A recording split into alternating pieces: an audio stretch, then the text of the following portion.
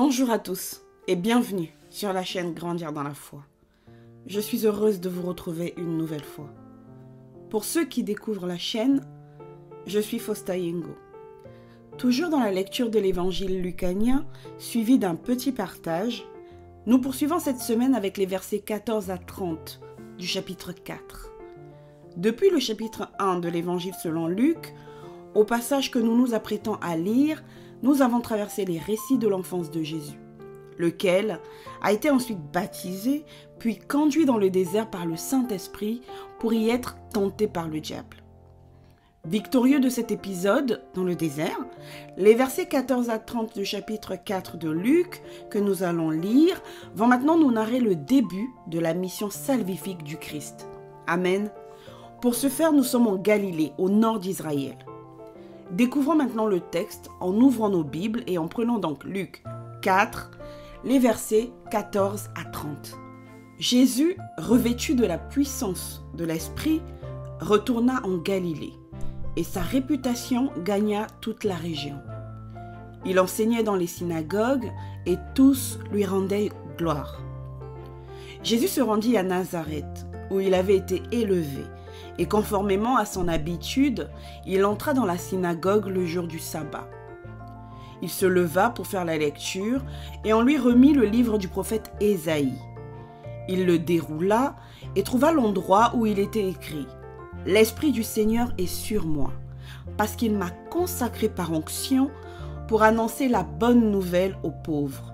Il m'a envoyé pour guérir ceux qui ont le cœur brisé, pour proclamer aux prisonniers la délivrance et aux aveugles le recouvrement de la vue, pour renvoyer libres les opprimés, pour proclamer une année de grâce du Seigneur. » Ensuite, il roula le livre, le remit au serviteur et s'assit.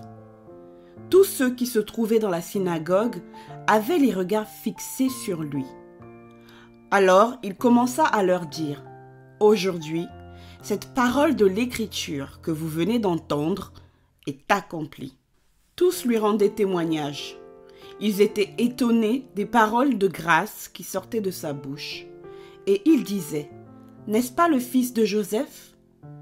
Jésus leur dit, « Vous allez sans doute me citer ce proverbe, « Médecin, guéris-toi toi-même. » Et vous me direz, « Fais ici dans ta patrie tout ce que nous avons appris que tu as fait à Capernaum. » Il leur dit encore, « Je vous le dis en vérité, aucun prophète n'est bien accueilli dans sa patrie. Je vous le déclare en toute vérité. Il y avait de nombreuses veuves en Israël à l'époque d'Élie, lorsque le ciel a été fermé 3 ans et 6 mois, et qu'il y a eu une grande famine dans tout le pays. Cependant, Élie n'a été envoyé vers aucune d'elles, mais seulement vers une veuve de Sarepta, dans le pays de Sidon.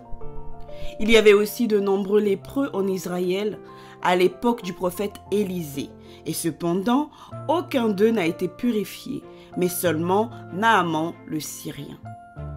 Ils furent tous remplis de colère dans la synagogue, lorsqu'ils entendirent ces paroles. Ils se levèrent, le chassèrent de la ville et le menèrent jusqu'à un escarpement de la montagne sur laquelle leur ville était construite, afin de le précipiter dans le vide. Mais Jésus passa au milieu d'eux et s'en alla. Amen. Amen. Alors, nous découvrons ainsi comment le Christ, le Messie, débute son ministère qui durera environ 3 ans. Il a environ 30 ans au moment où il annonce publiquement l'accomplissement des prophéties à son sujet. Avant le début de son ministère, c'était rempli du Saint-Esprit qu'il avait été conduit dans le désert. Après ce temps nécessaire d'épreuve, le texte nous précise que Jésus est maintenant revêtu du Saint-Esprit, c'est-à-dire oint pour sa mission. Amen. Le passage débute avec le verset 15, qui nous mentionne que Jésus enseignait dans les synagogues de la Galilée et que sa réputation prenait de l'ampleur. Tout le long de son ministère, Jésus va enseigner, opérer miracles, guérisons et délivrances. Mais j'aime bien le fait que pour l'instant, l'évangéliste précise juste que Jésus enseignait. Et tout le long de l'évangile d'ailleurs, il nous sera souvent précisé que Jésus enseigne. Et c'est d'ailleurs la même chose dans l'évangile mathéen. Ça paraît un peu anodin, mais avançons un petit peu avec les versets suivants et nous allons ensuite revenir un peu plus tard dessus. Nous allons revenir sur l'importance de l'enseignement avant le reste. Le verset 16 nous dit que Jésus arrive maintenant à Nazareth, la ville qu'il a vu grandir. Il est né à Bethléem et a été élevé à Nazareth. Comme à son habitude, le jour du sabbat, il se rend à la synagogue, tout comme nous aujourd'hui, nous honorons le Seigneur le dimanche en nous rendant à la messe. Puisque, petite parenthèse, nous ne pouvons pas nous dire chrétiens et vivre notre foi isolés. Amen. La vie en communauté est importante. Pour en revenir au texte, comme c'était coutume dans les synagogues juives, l'un des hommes pouvait lire la parole et partager un commentaire. Ainsi, c'est à Jésus que le livre d'Ésaïe est remis pour la lecture et le texte nous dit qu'il trouva l'endroit qu'il lut. Moi, j'aime à penser pour ma part qu'il a donc volontairement choisi ce passage d'Ésaïe 61, versets 1 à 3, pour proclamer l'accomplissement de sa venue parmi les siens. Jésus va donc lire ce passage qui mentionne que l'Esprit du Seigneur est sur lui et qu'il a été envoyé pour annoncer la bonne nouvelle, puis aussi guérir, délivrer, etc. Tout l'enjeu de notre texte d'aujourd'hui est dans ce passage, je trouve. Que nous dit le Christ à nous, à toi et moi qui méditons ce texte aujourd'hui? Le Christ nous dit qu'il est là pour annoncer la bonne nouvelle aux pauvres de cœur. Il est là pour guérir ceux qui ont le cœur brisé, ceux qui ont des blessures intérieures, ceux qui ont un mal-être et qui ne savent pas comment s'en sortir, ceux qui pensent qu'ils n'ont personne. Il est là pour proclamer aux prisonniers la délivrance. Et c'est qui les prisonniers? C'est nous tous. Tous ceux qui ont des addictions de toutes sortes. Et pas la peine de juger le voisin, car chacun a ses faiblesses. Les prisonniers sont même souvent ceux qui ne s'en rendent pas compte. Car si le sang de Jésus a dû couler, c'est pour nous libérer des liens de sang aussi.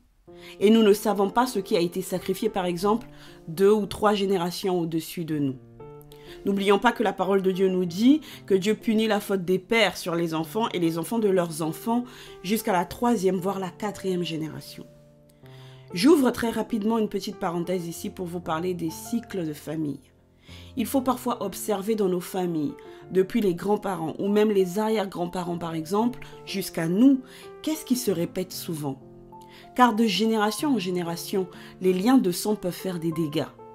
Et que nous dit le Christ? Il nous dit, si vous me recevez, même pas besoin de vous justifier. Puisque si le lien de sang vous réclame, c'est que, en fait, indirectement, vous êtes coupable. Donc, même pas besoin de vous justifier, vous pouvez juste plaider coupable. Car je viens payer le prix du sang qui vous réclame par mon sang. Je viens plaider coupable pour toutes les malédictions, les mauvaises paroles que l'on lance contre vous. Je viens donc vous annoncer ici la délivrance de tous vos liens. Amen. Le Christ nous dit aussi qu'il est là pour que nous puissions dorénavant, nous qui étions aveugles, nous qui n'étions que charnels avant lui, voir par l'Esprit. Il nous annonce donc qu'il nous enverra son esprit, l'esprit de vérité qui sonde les profondeurs de Dieu lui-même. Il nous annonce la liberté et l'autorité en son nom. Amen. La promesse est grande et le message est grand, mais encore faut-il le recevoir. Encore faut-il croire, encore faut-il le confesser, encore faut-il accepter Jésus, non pas seulement comme le Sauveur, mais surtout comme le Seigneur de notre vie, donc en lui donnant la souveraineté. Encore faut-il donc dire oui. Amen. Pour en revenir au texte, après sa lecture, au regard du verset 21, Jésus va donner l'homélie ou le commentaire le plus court qui soit. Aujourd'hui, cette parole de l'Écriture que vous venez d'entendre est accomplie. Si on pense au message que nous venons de recevoir, alors nos cœurs doivent exulter d'allégresse. Car si l'Écriture s'accomplit, alors cela veut dire que le royaume de Dieu est là pour nous. Jésus nous annonce le salut, l'héritage du royaume et tout ce qui en découle. Amen. Cependant, Jésus est à Nazareth, chez lui. Le texte nous dit au début, au verset 15, qu'il enseignait ailleurs en Galilée et que tous lui rendaient gloire. Donc, son message était reçu ailleurs. Mais chez lui, ça coince. Ils sont étonnés par ses paroles, mais très vite, Le fait que Jésus leur soit familier va devenir pour eux une occasion de chute. N'est-ce pas le fils de Joseph? En d'autres termes, comment peut-il dire que la parole est accomplie? Prétend-il être le Messie, lui, que nous avons vu grandir? Nous l'avions vu via un des podcasts précédents, en Luc 2, 41-52, quand Jésus avait été retrouvé au temple. Nous pouvons perdre Jésus à cause de la familiarité, à cause de notre sagesse et notre intelligence charnelle. Oui, bien sûr, nous devons discerner car les faux pasteurs sont nombreux. Mais attention aussi à ne pas fermer la porte au Christ à cause de l'orgueil, à cause de la familiarité, parce que nous nous attendons à lui que d'une manière, notre manière. À travers le verset 23, on peut déjà y voir l'annonce prématurée de la croix. Vous allez sans doute me citer ce proverbe, « Médecin, guéris-toi toi-même ». On peut aussi en déduire qu'à Capernaum, Jésus a opéré miracles et guérisons. Fais ici dans ta patrie ce que nous avons appris que tu as fait à Capernaum. Mais ce qu'on y voit surtout, c'est que contrairement aux habitants de Capernaum, par exemple, les Nazaréens ne veulent que des signes. Guéris-toi toi-même, fais ici ce que tu as fait ailleurs. En gros, apporte des preuves pour que nous croyions. Et Jésus va ainsi leur dire le problème, c'est qu'aucun prophète n'est accueilli dans sa patrie. Des versets 25 à 27, Jésus précise même qu'à cause de cela, malgré les nombreuses veuves en Israël du temps d'Élie, Élie fut envoyé à une veuve étrangère de Sarepta, ou encore, bien qu'il y avait de nombreux lépreux en Israël, le prophète Élisée n'avait pu purifier que Naaman le Syrien, en d'autres termes l'étranger. Ce que Jésus dit en réalité, c'est qu'à cause de la familiarité, le cœur de ses interlocuteurs est resté incrédule. Il leur dit « Votre cœur ne m'a pas reçu et de ce fait, je ne peux opérer grand-chose parmi vous. » Oui, Jésus fait des miracles, il délivre, mais avant tout, il annonce le royaume. Il nous enseigne, car ne l'oublions pas, l'enjeu, la mission principale du Christ, c'est notre salut d'abord. Car Dieu a tant aimé le monde qu'il a donné son Fils unique, afin que quiconque croit en lui ne périsse point, mais qu'il ait la vie éternelle. Jean 3,16. Amen. La parole de Dieu nous dit encore en Jean 14, verset 6, que Jésus est le chemin, la vérité et la vie. Nul ne va au Père que par lui. Amen. Donc encore une fois, oui, Jésus veut nous guérir, nous délivrer, nous rejoindre là où nous sommes, prendre nos fardeaux. Mais si nos cœurs restent endurcis, nous ne sommes pas à lui, nous n'accédons pas au salut et donc, même s'il nous guérit, ce ne sera que temporaire. Amen. Nous avons un passage en Luc 11, versets 24 à 26, qui nous l'explique un petit peu. Je vais vous le lire. Lorsque l'esprit impur est sorti d'un homme, il va dans les lieux arides pour chercher du repos. N'en trouvant point, il dit « Je retournerai dans ma maison d'où je suis sorti. » Et quand il arrive, il la trouve balayée et ornée. Alors, il s'en va et il prend 7 autres esprits plus méchants que lui. Ils entrent dans la maison, s'y établissent. Et la dernière condition de cet homme est pire que la première. Amen. Je ne sais pas si vous avez déjà entendu ce genre de témoignage de quelqu'un qui a été guéri ou délivré à une retraite ou un programme de prière et quelques semaines ou mois plus tard, sa situation se dégrade. Elle se redégrade et c'est même pire qu'avant. Pourquoi cela arrive-t-il d'après vous? Ça arrive parce qu'après la délivrance, si la personne n'a pas reçu le Christ dans son cœur, si le Saint-Esprit de Jésus-Christ n'a pas pris la place qui s'est vidée, alors la maison, représentant ici le cœur, le siège de l'Esprit, est en fait vide. C'est un peu différent de prier pour réussir un examen ou quelque chose d'extérieur que de prier pour une guérison ou surtout une délivrance. Car dans ce cas-là, par la foi, notre cœur doit dire oui au Seigneur Jésus. Oui, je le veux, je crois en toi, je te reçois, guéris-moi, délivre-moi. Je crois que tu peux le faire. Et là, le Saint-Esprit opère. Amen. D'ailleurs, Jésus demande souvent avant les guérisons et délivrances, « Que veux-tu que je fasse pour toi? Crois-tu que je puisse le faire, etc. » pour engager notre foi. Et quand c'est la foi de quelqu'un d'autre qui est engagé, comme ce père dans Marc 9, qui supplie pour son fils, nous voyons Jésus guérir le fils, mais en ordonnant à l'esprit de ne plus revenir. Esprit muet et sourd, je te l'ordonne. Sors de cet enfant et n'y entre plus. Marc 9, 25 par exemple. Car autrement, quand l'esprit mauvais revient, il ne trouve que nous, sans la puissance du Christ. Et vu qu'il a déjà été chassé, il va chercher les copains pour s'assurer que la prochaine fois, il ne sera pas déraciné si facilement. L'enjeu est donc grand. Oui, Jésus veut nous guérir, nous délivrer, mais l'enseignement, l'accueil de la parole de Dieu, du royaume de Dieu est plus important. Amen. Les versets 28 à 30, qui sont les derniers versets de notre texte, nous montrent que les interlocuteurs de Jésus n'ont malheureusement pas été réceptifs à ses paroles. Alors leur cœur, manquant d'humilité, a basculé dans la colère, voire la haine, puisqu'ils voulurent le tuer à la fin. C'est assez impensable, ne trouvez-vous pas, d'être dans une église ou dans ce cas-ci dans une synagogue et de se retrouver quelques minutes plus tard à vouloir jeter quelqu'un d'une falaise. C'est fou quand même. Le ministère du Christ vient de commencer, nous sommes qu'au chapitre 4 et pourtant le drame est déjà bien là. Le rejet, la mort, la croix sont déjà bien présents. Dès le départ, Luc nous montre dans son évangile de quoi il en sera question. Il y a quand même un point très intéressant au verset 30, je trouve. C'est que, malgré leur nombre, personne ne put faire de mal à Jésus.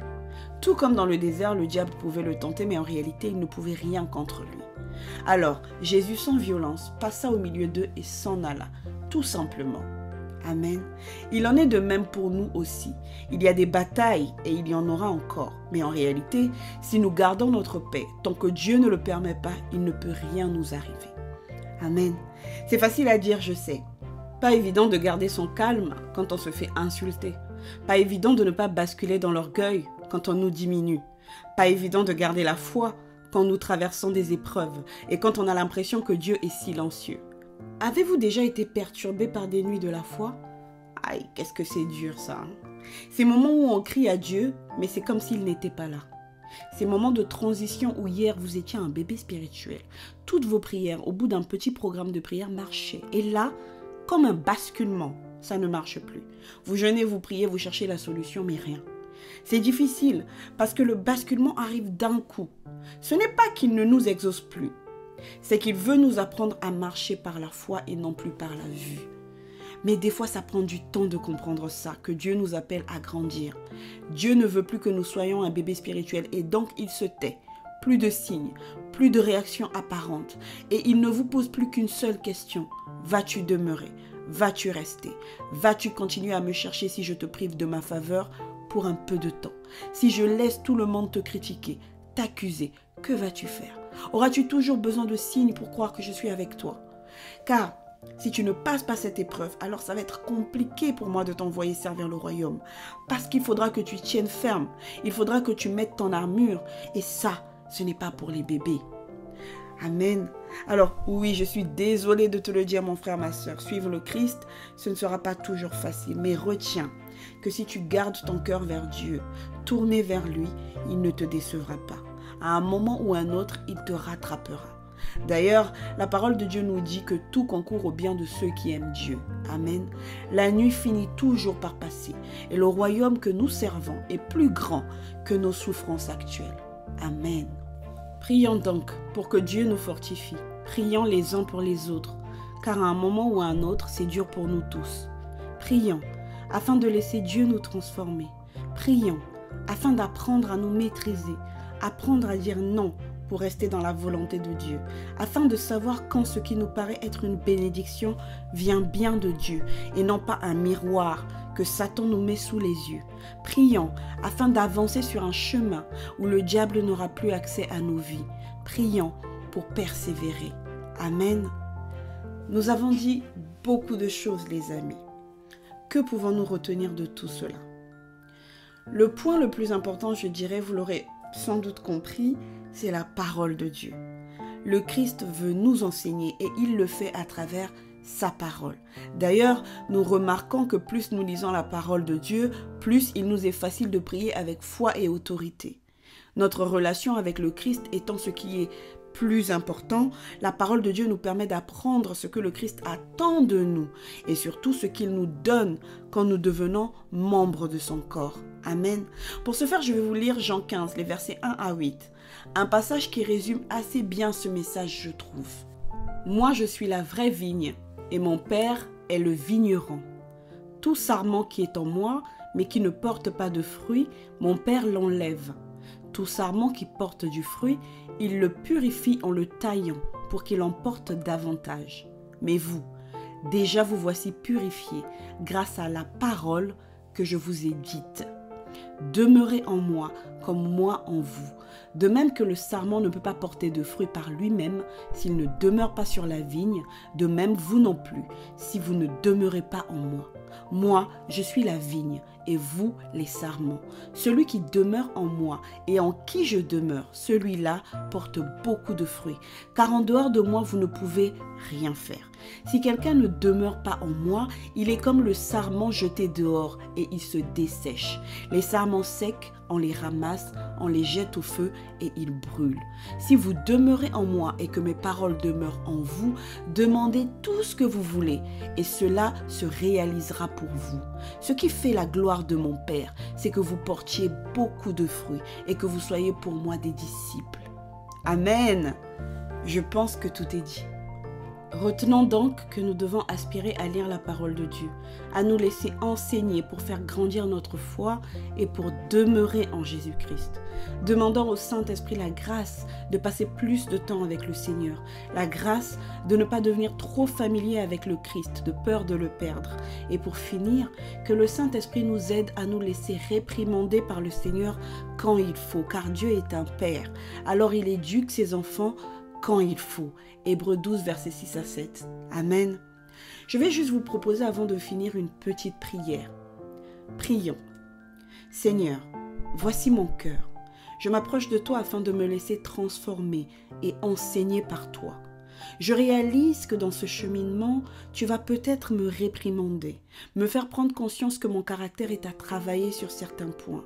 Et ce sera dur parfois d'accepter de me regarder dans un miroir. Mais je réalise aujourd'hui qu'à la croix, tu es déjà mort pour toutes mes fautes. Je réalise donc que ce chemin de sanctification m'offre plus que le salut. Il m'offre de demeurer en toi et de porter du fruit pour le royaume des cieux, pour moi, pour mes frères et sœurs. J'ai aussi conscience que sur ce cheminement, ça me fera mal quand il me faudra oublier ma volonté pour accepter la tienne. Mais je te dis quand même oui, d'un seul cœur. Ne me prive pas trop, Seigneur, de peur que je ne défaille. Ne me laisse pas non plus entrer en tentation. Délivre-moi toi-même de tout mal. Et surtout, comme le dit ta parole, ne me laisse pas porter ce que je ne peux pas porter. Montre-moi le prix que je dois payer pour le royaume à mon petit niveau. Montre-moi ce à quoi je dois accepter de renoncer pour te suivre. Et prends pitié si je défaille, si je tombe, si je pleure parfois. Je sais, mon Jésus, que tu es tombé aussi symboliquement sur le chemin de Golgotha pour me dire ça va aller. Je te comprends, je sais que tu peux tomber, mais relève-toi, je suis avec toi. Ouvre mes yeux, rends-moi attentif, attentive à toi. Tu sais, Seigneur, que mes jours sont comptés. Tu sais que je ne sais pas quoi faire pour te chercher. Alors éclaire-moi pour les années qui me restent. Guide-moi, ne me laisse pas perdre plus d'années dans ma vie et surtout oins-moi afin que je marche avec toi. Je te cherche, je t'appelle. Regarde vers moi, Seigneur. Amen. Voici donc la fin de ce podcast, chers tous. Comme d'habitude, ça devient récurrent, je sais, mais je ne peux faire autrement que de nous encourager tous à lire ou écouter et méditer la parole de Dieu. Amen. Merci à tous. N'oubliez pas de vous abonner si ce n'est pas encore fait en appuyant aussi sur la cloche, partager, liker, commenter. Nous poursuivrons peut-être, en tout cas je l'espère, mais ça ne sera pas la semaine prochaine, ce sera peut-être dans 2 semaines si Dieu le veut, avec la fin du chapitre 4. Prenez soin de vous, que Dieu vous bénisse. Ciao, ciao.